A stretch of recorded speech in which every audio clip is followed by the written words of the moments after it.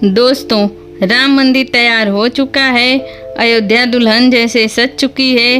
रामलला की मूर्ति बनकर तैयार है।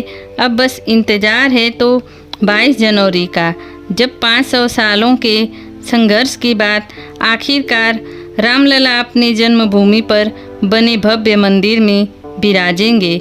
हर तरफ खुशी का माहौल है। पूरी दुनिया की नज़र अयोध्या पर है। मूर्तिकारों द्वारा बनाई गई 3 मूर्तियों में से कौन सी मूर्ति गर्भगृह में विराजमान होगी? कब बनेगी अयोध्या में प्रभु श्री राम की दुनिया की सबसे ऊंची प्रतिमा? अयोध्या के दौरे पर पीएम नरेंद्र मोदी ने जनता से क्या खास अपील की है और अयोध्या में कैसा चमत्कार हुआ है जिसे देख दुनिया पूरी तरह से हैरान है, जानेंगे इस वीडियो में। लेकिन वीडियो शुरू होने से पहले आपसे एक छोटी सी विनती है कि अगर आप वीडियो देख रहे हैं तो प्लीज़ वीडियो को लाइक और चैनल को सब्सक्राइब करके कमेंट में जय श्री राम अवश्य लिखें। 3 मूर्तियां 3 कलाकार और 5 साल की मेहनत से बनाए हैं। मंदिर के गर्भगृह में विराजेंगे श्री राम। अयोध्या राम मंदिर के लिए 3 मूर्तियां बनकर तैयार है। तीनों को अलग अलग मूर्तिकारों ने बनाए हैं।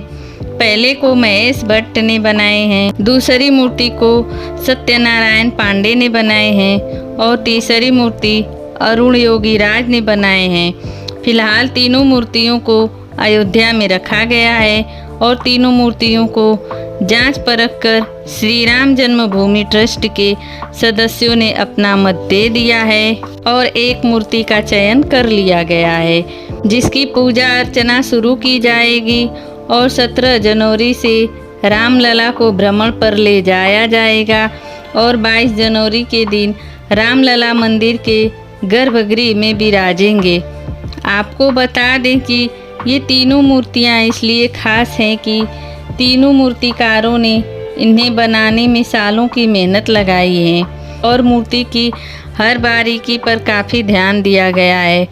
गर्भगृह में रामलला की मूर्ति के साथ सीता माता की भी मूर्ति होगी। इन तीनों मूर्तियों की आकार समान है, जिसमें 5 वर्षीय रामलला धनुष बाण लिए खड़े हैं और ख़ास बात यह है कि मंदिर के गर्भगृह में रामलला की इस प्रतिमा के साथ सीता माता की मूर्ति भी होगी, क्योंकि ये रामलला का बाल स्वरूप है। मूर्ति की ऊंचाई 51 इंच है और सोने के जिस सिंहासन पर रामलला विराजमान होंगे उनकी ऊंचाई 8 फीट होगी। रामलला कमल के पुष्प पर खड़े होंगे और गर्भगृह में इस प्रतिमा को इस तरह स्थापित किया जाएगा कि 30 मीटर की दूरी से भी भक्तजन इसका दर्शन कर पाएंगे। और इसके अलावा आपको बता दें कि अयोध्या में प्रभु श्री राम की भव्य प्रतिमा बनाई जा रही है। तकरीबन 181 मीटर ऊंचाई वाली ये प्रतिमा स्टैचू ऑफ यूनिटी जितनी ऊंचाई होगी। इसी के साथ स्टैचू ऑफ लॉर्ड रामा दुनिया का सबसे बड़ा स्टैचू बनेगा। इसमें 2500 करोड़ खर्च किए गए हैं। बताया जा रहा है कि स्टैचू की डिज़ाइन तैयार कर ली गई है और राम मंदिर उद्घाटन होने के बाद इसका काम जोरों शोरों से होगा, जो पूरा बनने में 3 साल तक का समय लग सकता है। लाखों श्रद्धालु पहुंच रहे हैं अयोध्या। कोई पैदल तो कोई साइकिल से पूरी दुनिया राममय हो गई है। इसी के साथ अयोध्या में हनुमान जी की सेना, जामवंत जी की सेना, जटायु जी की सेना पहुंच चुकी है। ये है जानवरों के प्रति श्री राम की श्रद्धा का चमत्कार। इस वक्त अयोध्या में एक ऐसी खबर आ रही है जिसे सुनकर आपका दिल धड़कने लगेगा और आप भी बोलोगे जय श्री राम। जी हाँ दोस्तों, जैसे कि आप सभी जानते हैं कि जब लंकापति रावण ने माता सीता को अगवा कर लिया था, तब पक्षियों के राजा जटायु ने रावण को रोकने की कोशिश की थी, मगर रावण ने अपनी तलवार से जटायु के पंख काट दिए थे। जिसके बाद घायल जटायु ने प्रभु श्री राम को ये खबर देकर उनकी गोद में अपना प्राण त्याग दिए थे।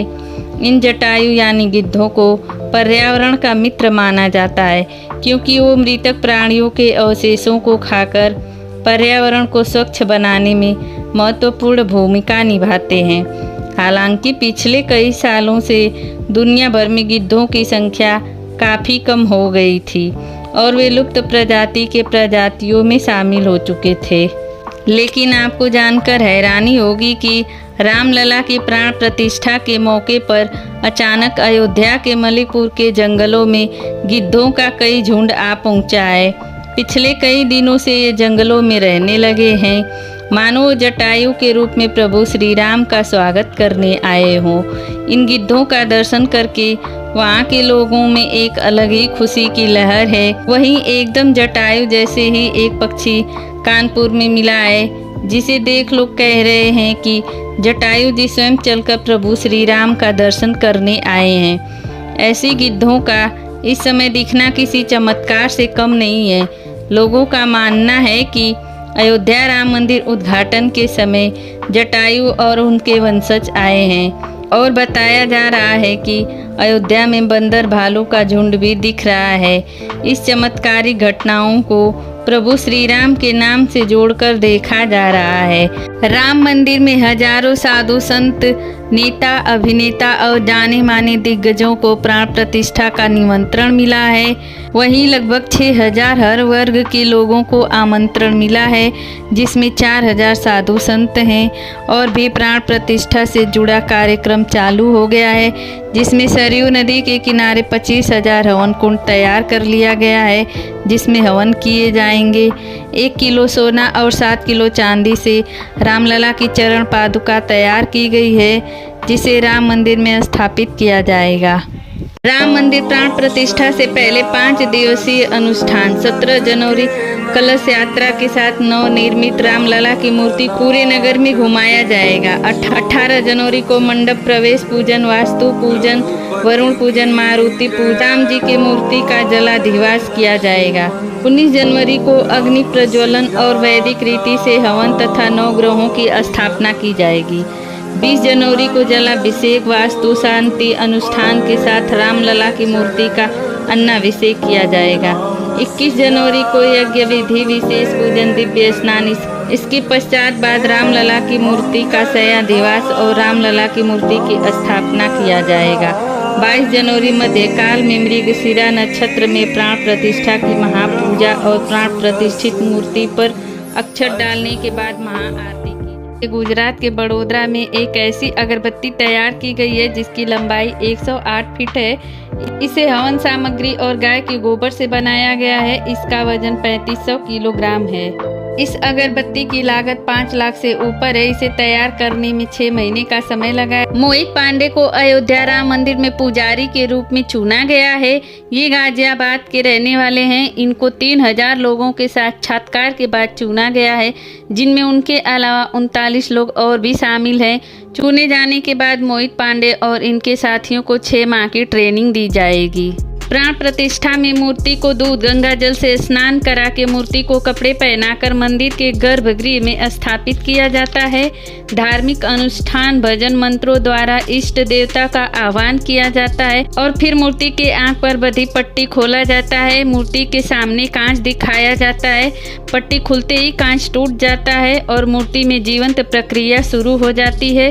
उसमें दिव्यता और आध्यात्मिकता स्थापित हो जाती है। मूर्ति पूजनीय बन जाती है। हिंदू और जैन धर्म प्राण प्रतिष्ठा का एक महत्वपूर्ण शाब्दिक अनुष्ठान है, जिसके द्वारा किसी मंदिर में इष्ट देवी या भगवान के विग्रह यानी मूर्ति को प्रतिष्ठा दी जाती है।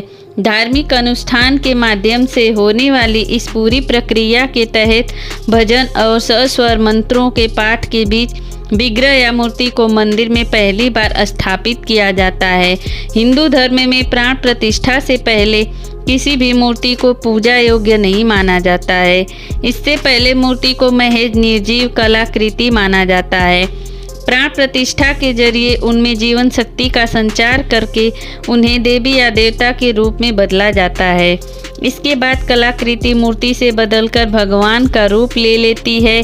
इसके साथ ही वह पूजन और भक्ति के योग्य बन जाती है। प्राण प्रतिष्ठा का अनुष्ठान कैसे किया जाता है? प्राण प्रतिष्ठा अनुष्ठान के लिए सबसे पहले समारोह पूर्वक मूर्ति को मंदिर में लाया जाता है। मंदिर के द्वार पर सम्मानित अतिथि की तरह मूर्ति को विशिष्ट तरीके से स्वागत किया जाता है। फिर मूर्ति में भक्ति पूर्वक सुगंधित चीज़ों का लेप लगाते हैं। दूध और गंगा जल से मूर्ति को नहलाते हैं। नहलाकर और साफ कपड़े से पोंछकर मूर्ति को प्राण प्रतिष्ठा के योग्य बना दिया जाता है। इसके बाद मूर्ति को कपड़े पहनाकर मंदिर के गर्भगृह में रखकर पूजन प्रक्रिया शुरू की जाती है। इससे पहले पुजारी देवता की मूर्ति को तय स्थान पर स्थापित करते हैं। मूर्ति का मुख हमेशा पूर्व दिशा की ओर करके रखा जाता है। सही स्थान पर इसे स्थापित करने के बाद सामूहिक भजनों, आह्वान मंत्रों और पूजा रीतियों से इष्ट देवता को आमंत्रित किया जाता है। सबसे पहले मूर्ति की आंख खोली जाती है। इस दौरान मूर्ति के सामने कांच को लाया जाता है। मूर्ति की आंख खुलते ही मूर्ति से निकलने वाली ऊर्जा के कारण कांच टूट जाता है और प्राण प्रतिष्ठा सफल मानी जाती है। इन धार्मिक प्रक्रियाओं के पूरा होने के बाद मंदिर में मूर्ति की पूजा अर्चना की जाती है। हिंदू मंदिर में प्राण प्रतिष्ठा अनुष्ठान को भगवान की मूर्ति में जीवन का संचार करने और उसमें दिव्यता और आध्यात्मिकता की उपस्थिति लाने और स्थापित करने वाला काम माना जाता है। यही वजह है कि प्राण प्रतिष्ठा के बाद हमें मंदिर में दैवी एहसास होता है। इसके बाद मंदिरों में पूजा पाठ का एक नियम होता है जिसे सभी श्रद्धालुओं को उसका पालन करना होता है।